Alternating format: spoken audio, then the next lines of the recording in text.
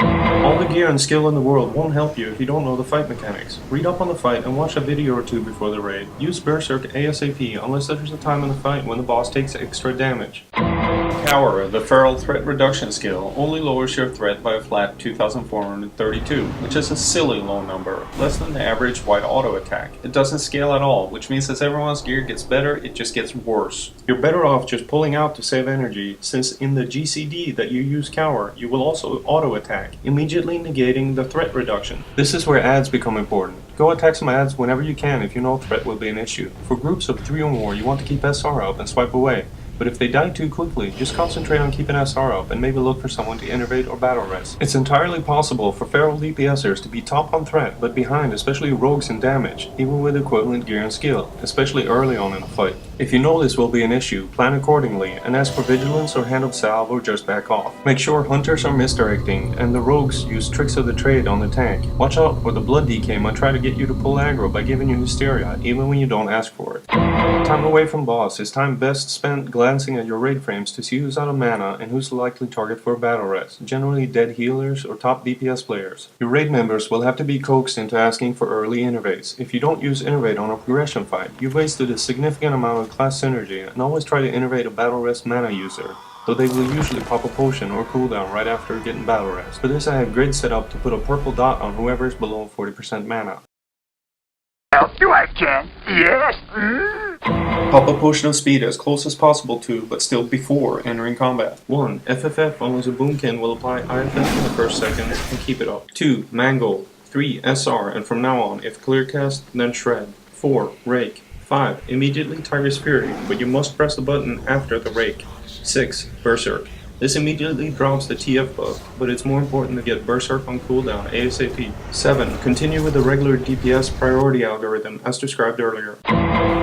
The Predator's swiftness buff now allows us to instantly battle rush someone. Make sure Rebirth is easily accessible somewhere not on your primary action bar, as you need to be able to just press the hotkey without having to shift out first. Cyclone, Roots, Abolish Poison, Remove Curse, Max Healing Touch, and Innervate should ideally also have buttons not on your form's specific action bar. Though with a massive amount of different skills a Feral Druid has to keep track of, this is easier said than done. No one likes a UI that's so cluttered that you can only see a small portion of what's going on. Watch the UI tutorials made by Daniel Moy and then decide how you'd prefer to deal with this issue.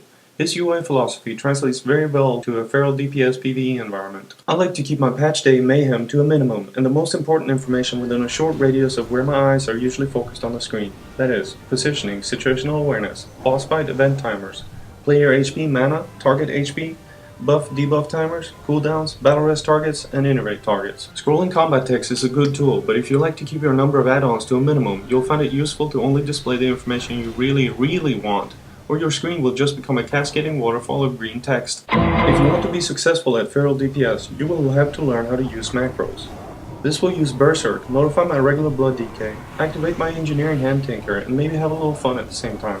This macro gets more fun the longer the fight, and really brings out the graphics on Onyxia's Deep Throat ability. This will start auto-attacking if I don't have enough energy to mangle, and has a modifier to use an engineering tinker. All your non-stealth, direct damage melee hotkeys should have a start attack in them. This will pounce if in stealth, or rake if not, and show the correct icon on tooltip. It's simple to do the same for shred and ravage. This will put up fairy fire no matter what form you're in. You can also use various modifier keys, but that's too much of a pain for me. With 10 slots on your primary cat action bar and 18 cat abilities, you simply have to find a way to double up some skills on the same hotkeys. This doesn't even begin to count various unused trinkets and gear. Experiment and search WoWWiki, the EJ and official forums for macros that suit you. And count yourself lucky, at least you don't have to deal with power shifting anymore. WoW Webstats, WoW Meter Online, World of Logs all serve as central data collection hubs on the web where your raid members can analyze individual and group performance after the raid. How to use these different websites is complicated and beyond the scope of this guide, though you should at least learn how to check your SR uptime on any fights which don't require significant time away from melee range. Anything less than 90 to 95% on these types of fights means you're doing something wrong.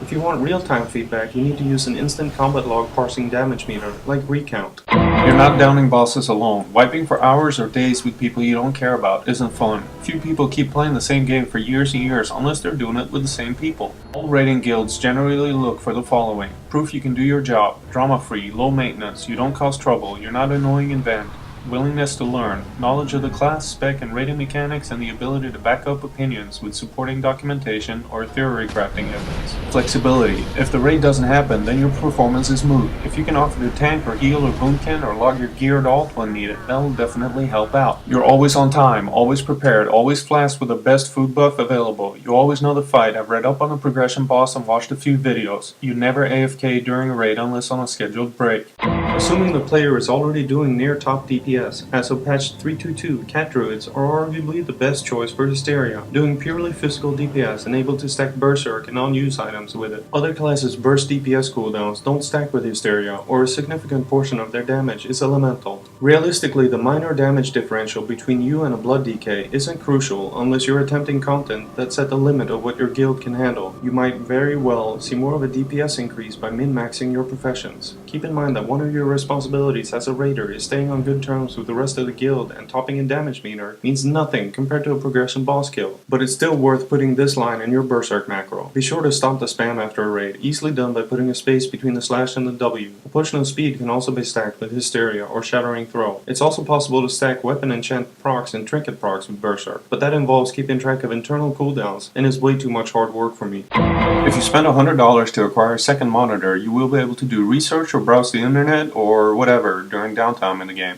How you doing? A good keyboard is also a must. I use a Bella DB video editing keyboard with big buttons and function keys spread apart in groups, good for people with big hands and fingers. The stock Apple Macintosh keyboard, for example, is a high concept design that looks great and chicks dig it, but no, not gonna work. To keep up with new developments and patches, you go to Elitist Jerks, register, log in, go to the Druid forum, open every thread that you're not interested in, click Thread Tools, click Ignore Thread, and then just visit the forum once in a while, especially a little while after patch, once the really knowledgeable people have had time to figure out the new mechanics and priorities. Post there at your own risk. You will receive infractions, and anything less than intelligent, informed, and relevant discussion is simply not tolerated. Eat my shorts.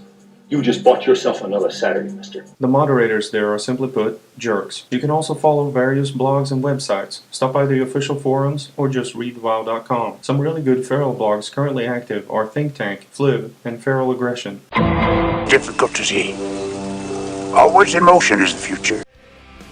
Being of maximum benefit to your raid in a progression raiding guild means continually striving for excellence by learning new skills, strats, techniques, gear and priorities, and how to better help your guild. Topping the damage meters is usually determined by who you raid with, the raid comp and buffs debuffs available, threat issues, the mechanics of a given fight, whether you do hard mode runs every week, and what class happens to be OP at the moment. What really matters though, is being so good that you can make up for others' mistakes. Any mistakes in this video are purely the responsibility of the author. Anything that's correct is a credit to the numerous people who have helped me out over the years. Peace out.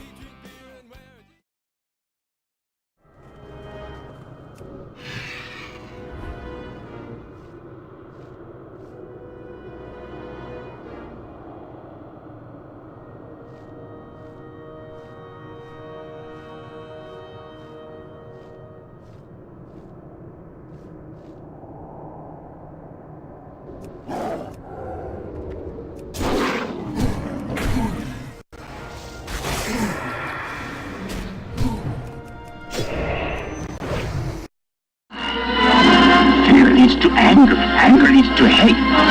Hate leads to suffering.